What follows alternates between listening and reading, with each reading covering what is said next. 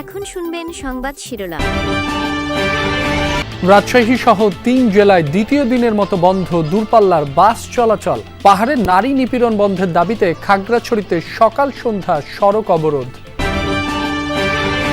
সুন্দরবন দাপিয়ে বেড়াচ্ছে অন্তত ২০টি দস্যু দল, নিজেরাই তৈরি করছে অস্ত্র ও গুলি। অর্থনৈতিক দৈন্যদশার কারণে তৎপরতা বেড়েছে দাবি কোস্টগার্ডের।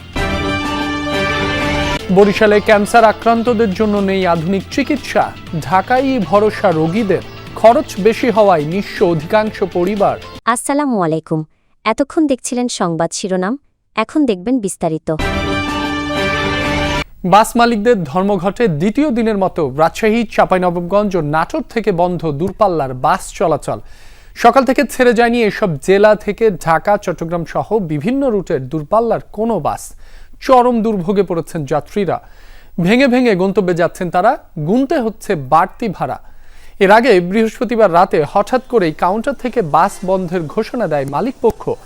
সম্প্রতি বেতন বৃদ্ধির দাবিতে ধর্মঘট পালন করেন পরিবহন শ্রমিকরা। পরে ২৩ সেপ্টেম্বর ঢাকায় মালিকপক্ষ ও শ্রমিকদের বৈঠকে বেতন বাড়ানোর সিদ্ধান্ত নেওয়া হয়, যা ২৫ সেপ্টেম্বর থেকে কার্যকরের কথা ছিল। তবে হঠাৎ করেই শ্রমিকদের সেই নির্ধারিত বেতন দিতে দ্বিমত জানান মালিকরা। এরপরই ডাকা হয় ধর্মঘট। কি দিয়ে যাবো, টেনশনে পড়ে গেলাম। এদের দাবি কি দাবি আছে না আছে সেটা তো আমরা জানি না। যে জায়গায় যাবো সেই জায়গায় টিকিট নাই এখন বর্তমানে এই জায়গাতে সব গাঞ্জাম, টিকিট বন্ধ হয়ে গেছে। এখন তো যাওয়ার আমার খুব সমস্যা। মহাজন পক্ষ আর হলো কর্মচারী পক্ষ বেতন নিয়ে ঝামেলা হয়েছিল, তো মহাজনরা মেনে নিয়েছিল। পরে যখন ওরা গাড়ি টিপ মেরে এসেছে তখন বলে আমি গাড়ির বেতনও দিব না, আমি গাড়িও চালাবো না। পাহাড়ে নারী নিপীড়ন বন্ধ ও জড়িতদের শাস্তির দাবিতে খাগড়াছড়িতে যুগ্ম ছাত্র জনতার ব্যানারে চলছে সকাল সন্ধ্যা সড়ক অবরোধ। ভোর ৬টা থেকেই সদরের Changi bridge, Changi square, Mahajanpara সহ বেশ কিছু স্থানে টায়ার জ্বালিয়ে ও গাছের গুঁড়ি ফেলে সড়ক অবরোধ করা হয়। সবকটি সড়ক বন্ধ করে দেয় যুগ্ম ছাত্র জনতা। এতে আটকা পড়েছে ঢাকা সহ বিভিন্ন স্থান থেকে ছেড়ে আসা খাগড়াছড়িগামী নৈশ কোচ। অবরোধের কারণে শহর থেকে ছেড়ে যায়নি দূরপাল্লার বাস, বন্ধ রয়েছে অভ্যন্তরীণ রুটে যান চলাচল। অপ্রীতিকর পরিস্থিতি এড়াতে শহরের বিভিন্ন স্থানে অতিরিক্ত পুলিশ মোতায়েন করা হয়েছে। এর আগে গত মঙ্গলবার রাতে জেলা সদরের সিঙ্গিনালা এলাকায় এক মারমা শিক্ষার্থীকে ধর্ষণের অভিযোগে গত কয়েকদিন ধরেই নানা কর্মসূচি পালন করছে যুগ্ম ছাত্র জনতা।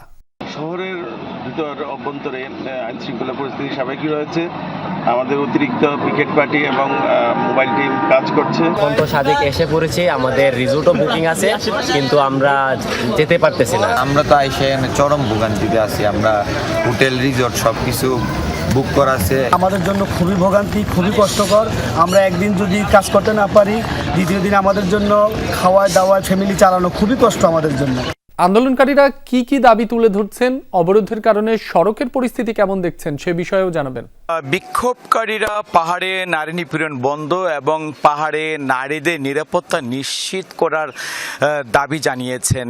একই সাথে তারা বলছেন যে পাহাড়ে নারী নিপীড়ন বন্ধের পাশাপাশি এই নিপীড়নের ঘটনায় যারা জড়িত তাদেরকে শাস্তির আওতায় আনার একটি দাবি জানিয়েছেন এবং এই দাবির প্রেক্ষিতে তারা গত বুধবার থেকে কর্মসূচি পালন করেছে। সেই কর্মসূচির ঘিরে আজকে শনিবার দ্বিতীয় দফায় যুগ্ম পাহাড়ি ছাত্র জনতার ব্যানারে সকাল সন্ধ্যা অবরোধ চলছে। সে কারণে খাগড়াছড়ি একেবারে স্থবিরতা আমরা দেখতে পাচ্ছি, অর্থাৎ সড়কে কোনো যানবাহন নেই। দূরপাল্লা এবং অভ্যন্তরীণ সড়কে সব ধরনের যানবাহন বন্ধ রয়েছে। পাশাপাশি আমরা দেখেছি যে অবরোধ সমর্থনে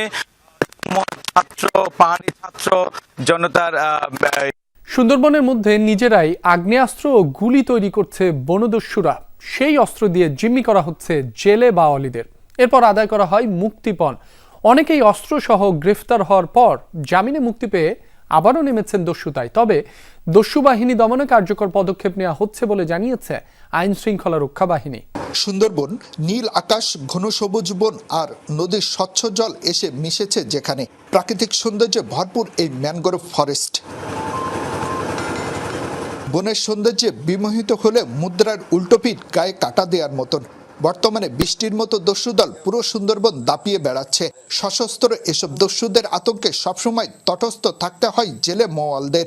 কিন্তু দস্যুদের হাতে এই অস্ত্র আসলো কিভাবে? গত 12 সেপ্টেম্বর কোস্টগার্ডের হাতে দস্যু রাঙ্গা বাহিনীর 2 সদস্য আটক হয়। তাদের হাতে থাকা স্মার্টফোনে মিলে অস্ত্র পরিচালনার প্রশিক্ষণের ভিডিও, আগ্নেয়াস্ত্রের পাশাপাশি সেসব তৈরির সরঞ্জামও উদ্ধার হয় আটককৃতদের কাছ থেকে। কোস্টগার্ডের কর্মকর্তারা জানালেন, বনের গভীরে নিজেরাই অস্ত্র ও গুলি তৈরি করে বনদস্যুরা। যে সকল অস্ত্র উদ্ধার করেছি, আগ্নেয়াস্ত্র, তার মধ্যে আমরা মোস্টলি দেখেছি এগুলো মানে সেলফ মেড, এবং আপনাকে আমি বলেছি যে তাদের আগ্নেয়াস্ত্র তৈরির সরঞ্জামও কিন্তু আমরা তাদের কাছ থেকে উদ্ধার করেছি। সো আমাদের যেটা ডিরেকশন সেটা হচ্ছে তারা নিজস্ব অস্ত্র নিজেরা তৈরি করে এবং তাদের কাছে সেই মেকানিজম আছে, সেই ধরনের ইকুইপমেন্ট আছে। 2018 সালের নভেম্বরে সুন্দরবনকে দস্যুমুক্ত ঘোষণা করা হয়। তবে গণ অভ্যুত্থানের পর আবারও সক্রিয় হয়েছে কয়েকটি বাহিনী। অর্থনৈতিক দৈন্যদশা এবং আইন শৃঙ্খলার অবনতির কারণে আবারও দস্যুরা তৎপর হয়েছে বলে দাবি কোস্টগার্ড কর্মকর্তার। 5 আগস্ট পরবর্তী যেটা দেখা গিয়েছে যে আপনাদের এখানে আইন শৃঙ্খলার কিছুটা অবনতির কারণে পুরনো কিছু দস্যু নতুন করে আবার এই ধরনের কার্যক্রমে ফেরত আসছে, এবং হচ্ছে যেটা আপনাকে প্রথমে বললাম যে অর্থনৈতিক যে দৈন্যদশা, এইটা একটা দায়ী হতে পারে। বর্তমানে সুন্দরবনকে দস্যুমুক্ত করতে অভিযান পরিচালনা করছে কোস্টগার্ড। গত 1 বছরে 26টি অভিযানে আটক হয়েছে 44 দস্যু।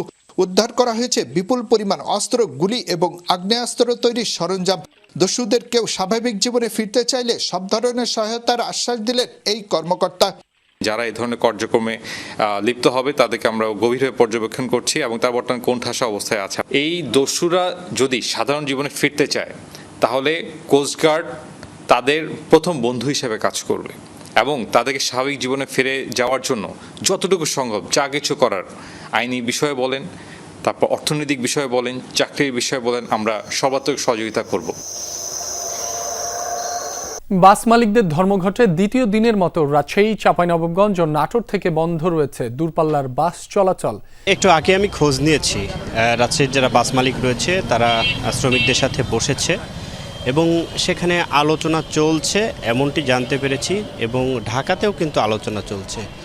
এখন পর্যন্ত ফলপ্রসূ কোনো সমাধান কিন্তু হয়নি। সে কারণে সকাল থেকে আমি যেমনটি দেখছি, রাজশাহীর যে শিরোইল ঢাকা বাস স্ট্যান্ড রয়েছে, এই শিরোইল ঢাকা বাস স্ট্যান্ডে সকাল থেকেই যে ঢাকাগামী যে বাসগুলো রয়েছে, শ্রমিকদের বেতন বৃদ্ধির ইস্যুকে কেন্দ্র করে সেগুলো বন্ধ রয়েছে। চাঁপাইনবাবগঞ্জ, রাজশাহী এবং নাটোর থেকে যে ঢাকাগামী যে বাসগুলো রয়েছে সেগুলো, এবং পূর্ব ঘোষণা ছাড়াই টানা 2 দিন কিন্তু বাস বন্ধ থাকায় ব্যাপক ভোগান্তিতে পড়েছে মানুষ।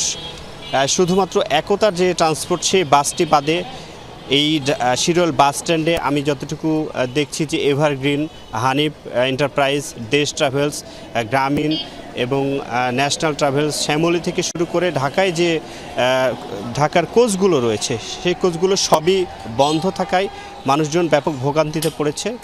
এবং যারা খুবই জরুরিভাবে যাচ্ছেন তারা ট্রেনে যাওয়ার চেষ্টা করছেন, এবং এই অগ্রিম টিকিট যারা কেটে রেখেছিল তারা আসলে টিকিট না টাকা ফেরত না পাওয়ায় তারাও ক্ষোভ জানিয়েছেন। এবং গত কয়েকদিন থেকেও এই যে টানা যে এই বাস বন্ধ থাকায় মানুষ কিন্তু ব্যাপক ভোগান্তিতে পড়েছেন। এখন পর্যন্ত মালিক শ্রমিকদের দেশের দক্ষিণাঞ্চলীয় বিভাগ বরিশালে বেড়েই চলেছে দুরারোগ্য ক্যান্সার। জেলা হাসপাতালগুলোয় উন্নত চিকিৎসা না থাকায় অনেকেই ছুটছেন রাজধানীতে, সামর্থ্যবানরা যাচ্ছেন বিদেশে। তবে ব্যয়বহুল হওয়ায় পথে বসেছে বহু পরিবার। সমাজসেবা অধিদপ্তরের দেয়া নামমাত্র অনুদানের জন্য পোড়াতে হয় বহু কাঠখড়।